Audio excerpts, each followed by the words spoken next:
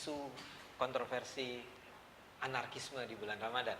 Nah, tadi Anda menggunakan contoh Mas Rumadi tentang Anda tetap mengatakan bahwa ya kalau makan buka restoran di siang hari itu debatable, ya.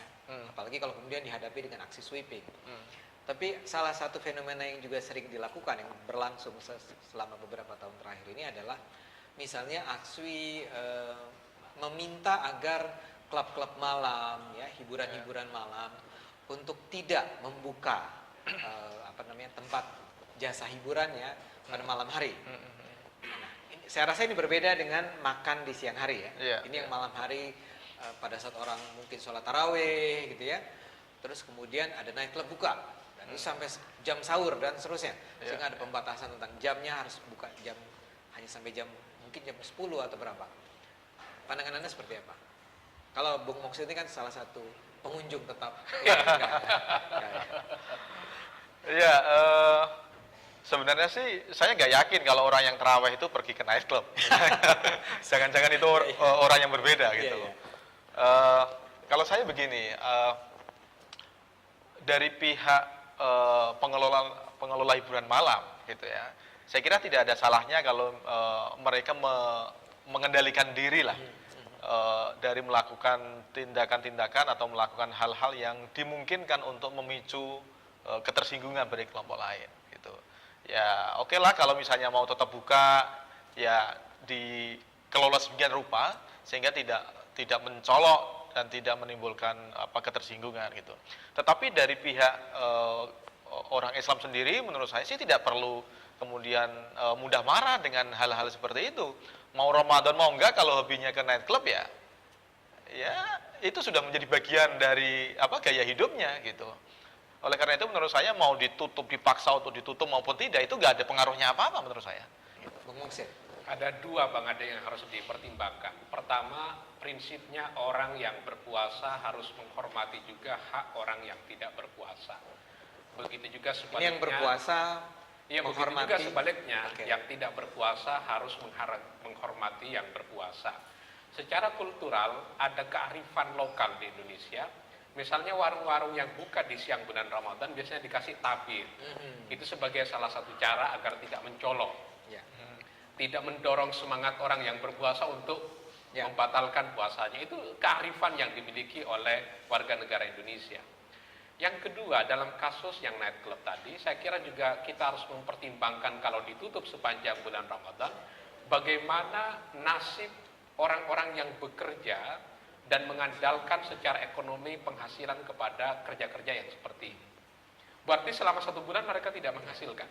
Ini dengan asumsi nightclub itu tidak dengan sendirinya haram ya? Iya, itu yang harus dipertimbangkan. Misalnya ruang-ruang karaoke, kafe-kafe misalnya, kalau itu ditutup, betapa banyak orang yang akan nganggur sepanjang bulan Ramadan, tidak menghasilkan secara ekonomi, padahal secara kultural mereka harus mudik ke kampung, membawa rezeki yang banyak dari kota untuk dibagi-bagi kepada keluarga terdekatnya. Dengan demikian, tidak seluruh orang pekerjaannya misalnya sebagai pegawai negeri, berangkat pagi pulang sore, atau sebagai ustadz yang kemana-mana membawa bendera agama, baca ayat suci dan begitu seterusnya.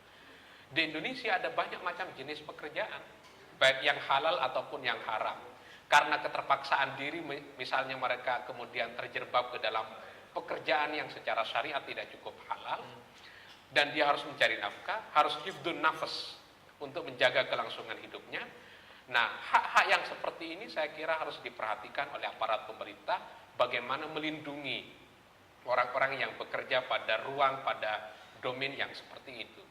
Dengan cara demikian, pasti pemerintah punya cara sendiri untuk mengatur, sehingga tidak terjadi tabrakan antara orang yang ingin melakukan ibadah puasa secara murni, dan orang-orang yang beragamanya tidak full time sepanjang hari, misalnya dia menjalankan ibadah puasa secara total, karena dia harus bekerja pada malam hari untuk menghidupi anak-anak dan keluarganya. Ini yang saya kira harus dipertimbangkan.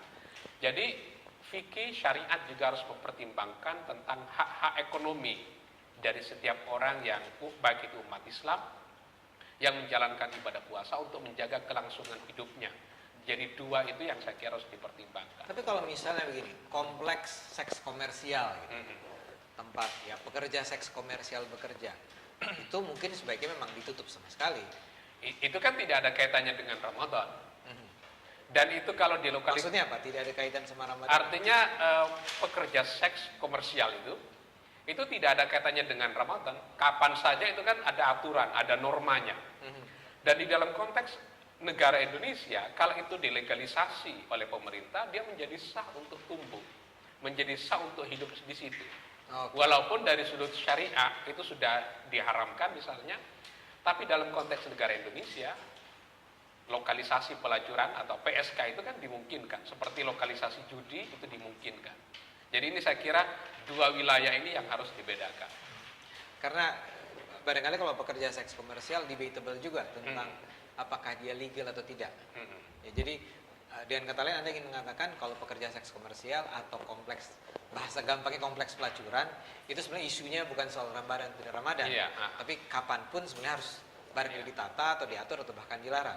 Tapi ini beda dengan yang tadi, misalnya tempat hiburan seperti karaoke dan macam-macam.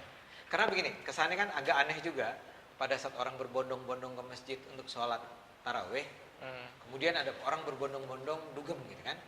Itu kan yang dikhawatirkan. Nah, pada zaman Nabi kan tidak seluruh orang itu orang yang baik. Sehingga Pada zaman Nabi, sahabat Nabi itu ada yang berzina. Seperti kasus Ma'is dan Ghamidiah, Bang Ade. Itu sahabat yang dirajam karena melakukan perzinahan zina muhsan, itu sahabat Nabi.